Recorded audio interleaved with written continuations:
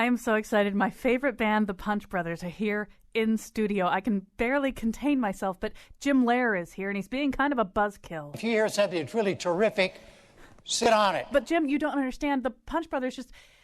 they make me so happy. It just feels really good to listen to them. I'll turn around and I'll stop and I'll make you stand up and humiliate you in front of the whole world. Can I just talk about why I like them? My best friend Jonathan got me into them, and even though I'm not really a big fan of bluegrass, they're just so far beyond. Let's not. Jim, I think I've got some more time allotted to me here, and I think it's important to get across the point that... Just so everybody understands, we're way over our first 15 minutes. They borrowed their name from a Mark Twain story. 2 minutes is up, sir. One of their songs, Dark Days, was in the Hunger Games. We're running out of time. They performed a 40-minute suite at Carnegie Hall. And we barely have 3 minutes left. Jim, you're not letting me say anything. This is totally wrong. This is one of the most exciting days of my career, and you're wrecking it. Or I've done a poor job. Okay, now I feel bad. Don't get mopey, Jim. Listen to the Punch Brothers. They make everybody feel better. Jim. Okay, now he's sulking.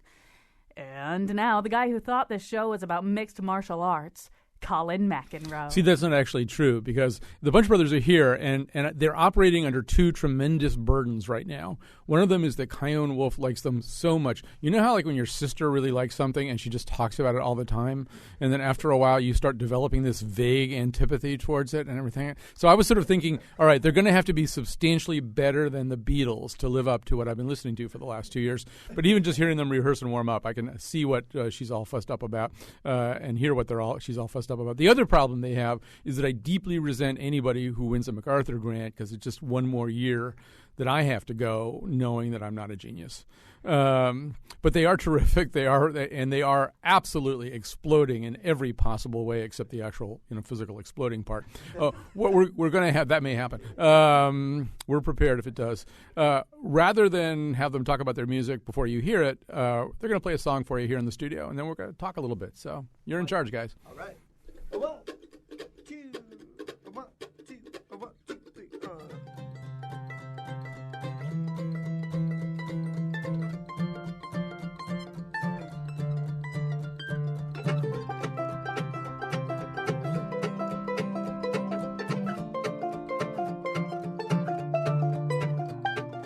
Father, Father, Father, well, it's been a long, long time now. What are you doing? How is your son? How are his children? I bet they're just like me. You must be tired, tired, tired of hearing prayers like mine. No need to answer. Nobody likes to know any favors. All there ever be. But there's this girl, this girl, this girl, this girl, this girl. And I'd be the happiest backslider in the world if you would tell her it's your will for us to be together.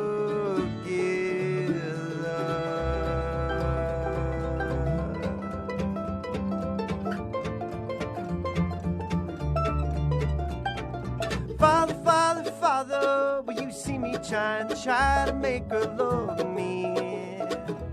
I'd sell my soul and hear the one thing she thinks she'll never say. But now it's Sunday, Sunday, Sunday, and a pretty voice is rising up to ask you, like I once did, like I'm about to, if you could show her the way. 'Cause there's this girl, this girl, this girl, this girl, this girl. And I'd be the happiest backslider in the world if you would tell her it's your will for us to be together. I would never bother you again.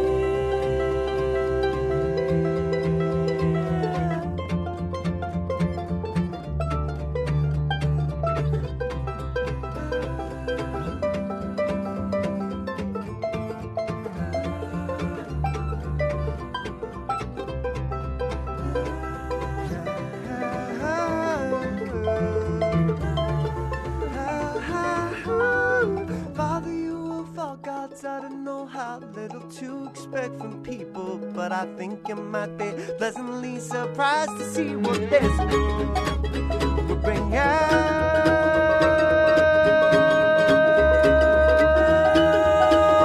of me.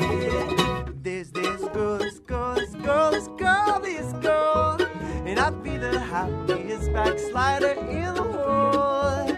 If you would tell her it's your will for us to be together,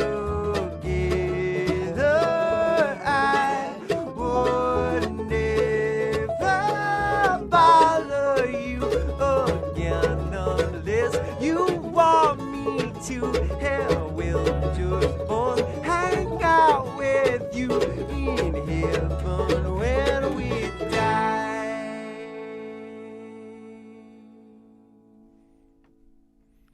And now thunderous applause from the two of us sitting here in the studio. Oh, these guys are great. Okay, I get it now. I get what she's all excited about. We should say that's This Girl. It's from the new CD, Who's Feeling Young Now, by the Punch Brothers. The Punch Brothers are a lead singer and mandolin player, Chris Thile, Noam Pekelny, who's actually making his second appearance on this show, although I'm not sure he knows that this is his second appearance on the show. We did an entire show about the banjo, and Kion did chase you down and interview you with a, That's right. I was brought into the studio blindfolded. That's right. You actually were on the show. You just didn't know it. But with Bela Fleck and a whole bunch of other banjo players, you were.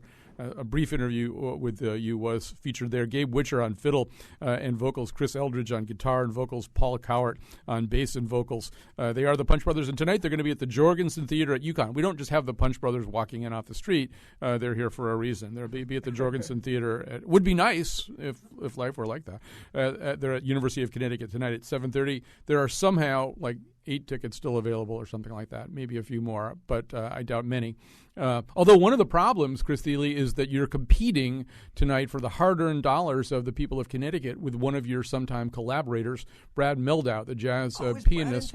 He's playing at Asylum Hill Congregational just down the street from here. So, My goodness. yeah, we tried to lure him in here to be with you guys. I thought it would be kind of fun. We couldn't. He couldn't make his schedule work, but I thought it would. Because you have explain under the circumstances under which you have performed with Brad Mehldau. Oh, Brad and I, it started with an Obama benefit that we each did a solo show at Le Poisson Rouge. We never got to play together there, but that was really fun. And then he curated a thing also at Le Poisson Rouge, though for Carnegie Hall, that he had a buddy of mine, Gabe Kahane, and I do, and he sat in with us there. But then Brad and I just not that long ago got to do a proper duo show at Wigmore Hall in London, which was an absolute thrill. I consider Brad to be one of the greatest living improvisers. It seems like Le Poisson Rouge is a great venue. It's down in New York City's Greenwich Village, and I think it's a former jazz club, and it's now become this kind of space for really all kinds of different music, sort of in the way you guys are category shatterers. There's a lot of sort of, serious new music that gets played. I just read an interview where Chris Eldridge was saying he was very moved by a Hilary Hahn violin concert that he heard at Oberlin. Well, that wouldn't be way out of context at Le Poisson Rouge too. And maybe you guys can talk a little bit about that.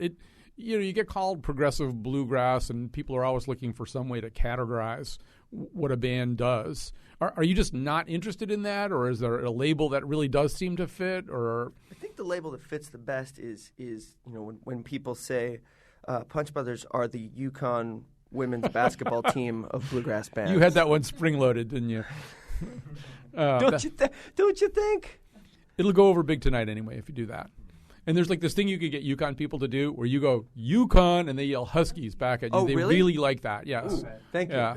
That'll help. Yeah, I saw an Irish band called Danu that they mastered that. They played in the same joint you're playing in tonight, and they kind of mastered that with the crowd. And Can we practice here with the radio audience? All right, so you're going to do the UConn and we'll do Huskies? Okay.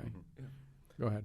UConn. Huskies. It's like that. I like the. And you give the UConn. Yeah, you give. Huskies. Yeah, UConn. Huskies. Yeah, it's like that. And then you go Huskies, UConn, woof.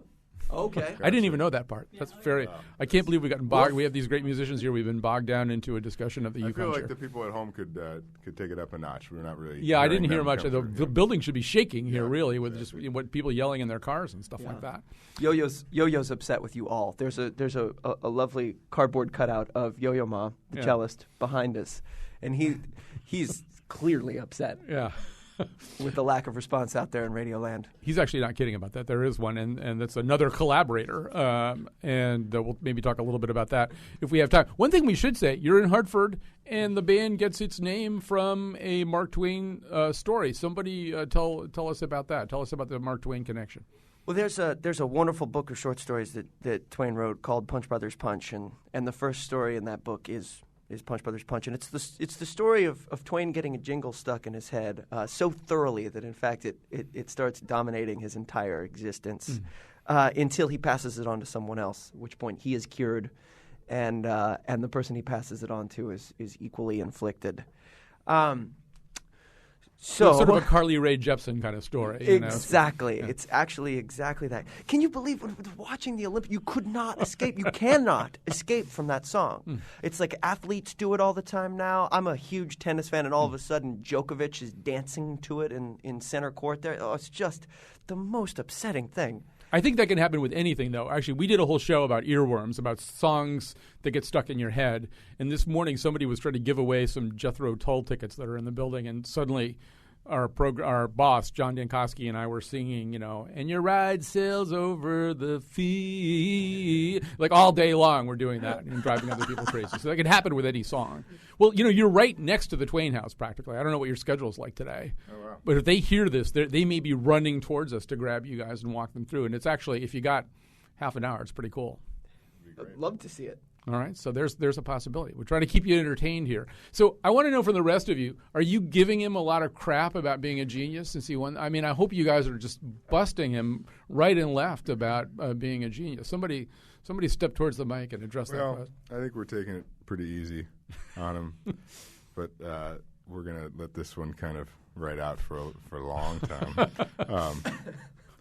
I saw an interview you did on CBS Morning Show that you thought that this was a prank that could possibly have been put on by Punch Brothers, and we've all been silent about this, but in fact, this was a prank, and it was not a MacArthur.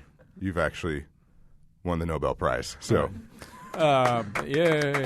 Nobel Prize. Let's hear it for that. All right, I think it's time. Their time is limited, and they're saving their vocal cords to thrill you guys at the Jorgensen tonight. So they're going to play another song right now. Do you want to set this one up? Tell us what it is. Yeah, we thought so. That last one, "This Girl's" one of our songs. This one, we thought we'd show you actual bluegrass. This is a song called "99 Years and One Dark Day." It's old as the hills.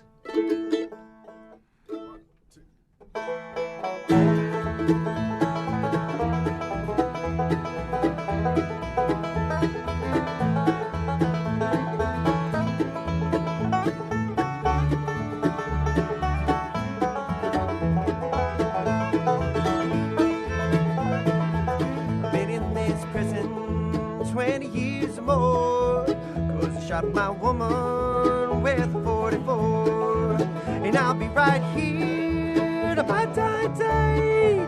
I got 99 years of one dark day.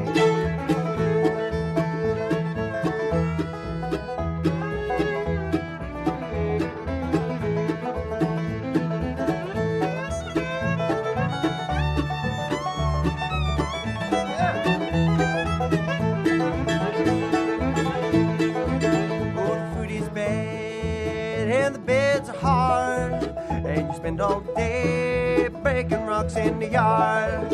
Ain't it gonna change? It's gonna stay that way.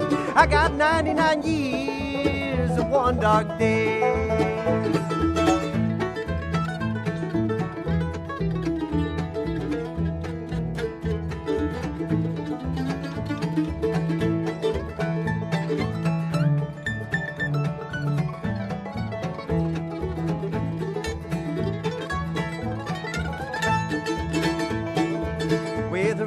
Singer I can sing a song. Ain't no one saying that I ain't wrong.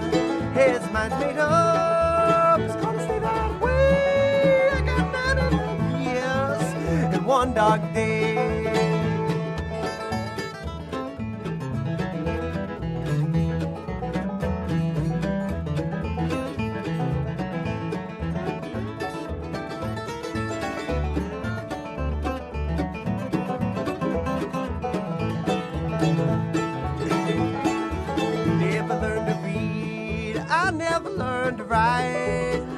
My whole life's been one big fight.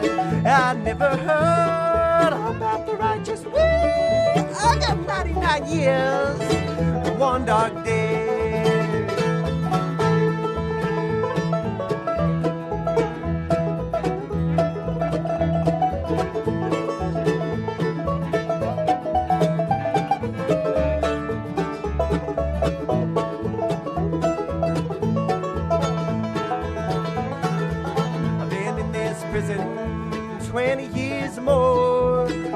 Shot my woman with a 44, and I'll be right here to my dying day. I got 99 years, one dark day. Oh, I got 99 years and one dark day. The Punch Brothers. And they are going to be tonight at the Jorgensen at UConn. You may or may not be able to get tickets. You can get tickets. You call right now and mention this show, and you'll get tickets. They'll be marked up, but you can get them. I feel as though tomorrow is going to be very hard for this show because they won't be here anymore, Kyone, and she's going to come crashing down to earth. This is going to be really. You have to produce the show tomorrow too. Patrick's in Chicago, but there'll be no more Punch Brothers, and I think the letdown is going to be very hard. We should say that Chris Thile isn't the only one who walks around winning prizes. In fact, Noam Pekelny, the banjo player for the Punch Brothers, won Steve Martin's prestigious banjo playing or Excellence in Bluegrass Award. Is that what it was? Yeah, I think that the name of it was the Excellence in Banjo and Bluegrass. Yeah, and did you already know Steve Martin at that point? Did you already have some kind of functional relationship with Steve Martin? It was pretty dysfunctional. We would bicker a lot, talking about his banjo was shinier than mine, and so it's like, why do you do this to me? No, we got to play. We got to play quite a bit. We were opening the shows with Punch Brothers. We went on tour with Steve Martin and the Steep Canyon Rangers. We played about a dozen shows in the summer of 2010. And so we had a chance to play music with him. I first met him through a great banjo player who I think was featured on the show named Tony Trishka, a New York banjo player. And so we had a little bit of a musical relationship blossoming, and we just kind of got to continue playing music once that happened. We were honored in that we got to play on David Letterman, playing Rye Whiskey with Steve. And when you work with him as a banjo player, is he mainly just a banjo player? Does he kind of stop being Steve Martin, or is he doing like Happy Feet and stuff like that? Steve is extremely serious about playing the banjo, and he's really a wonderful bluegrass banjo player, and also a wonderful clawhammer player. And so, I think when you're there playing music with him, that's really what the focus is on. But he's also an extremely funny and good-natured person, as you could imagine, and so it's all there. Speaking of Happy Feet, while they're playing, they are doing some mixed martial arts and some Crouching Tiger stuff. You can't see it because it's a radio. They jump up, they float across the studio. And I did read somewhere that a producer you were working with on one of the CDs really did emphasize for you the idea of movement and motion and stuff like that. You're looking blankly at me. Actually, it was an interview with Chris Eldridge, actually, so maybe he should have to explain it. Yeah. Well, John Bryan, who produced our second record, Anti-Phlegmatic, was giving us a pep talk one night in the studio, very late, and he was telling us that as long as your music is making somebody's body move, that was most of the battle right there, because we were in a particularly kind of heady stage at that point. And he was just giving us this good advice that that's all well and good. Don't do anything with that, but you spend a lot of energy on trying to get the visceral thing happening simultaneously, and that was awesome. So did that mean that you guys had to move around a little bit more too? It's hard to do that when you're being virtuosos. Yeah. John first, I think, noticed when he came in to watch us listening to playback, and we were all standing in the control room listening to a take that we had just played with kind of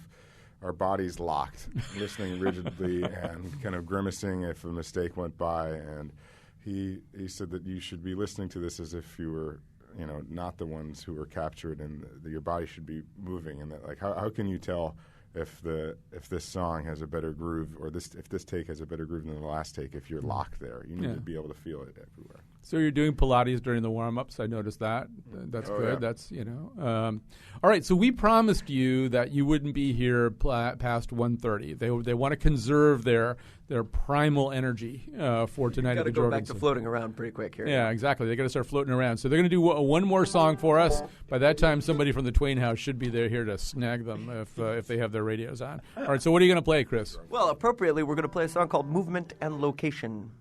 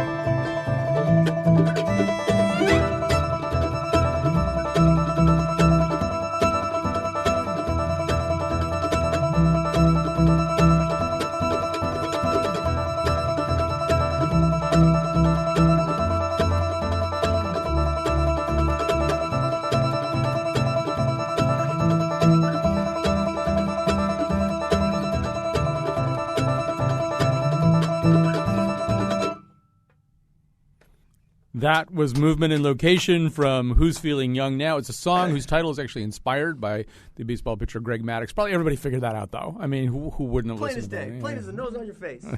It's an obvious reference. That's the Punch Brothers. They've been great enough to come here in studio with us. They're going to be at the Jorgensen tonight. Run and get your tickets right now. There might be a few left. I'll tell you what's going to happen now. I'm going to run into the next studio during the break, possibly breaking Gabe Witcher's arm as I leave. And we're going to come back. We're going to be talking about the debates. We'll have an expert on the debates, on last night's presidential debates. And we'll also take your phone calls then, too. 860-275-7266. If you feel as though there's something bursting out of your heart like an alien that needs to be said, give us a call. I'll see you in the next studio.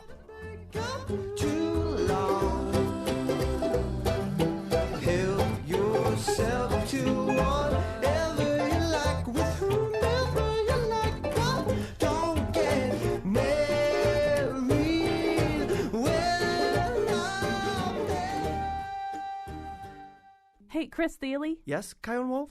a lot of your songs have women's names in it, like Missy, Alex, Clara. How about a song with my name in it? Kyone... I'm not sure if...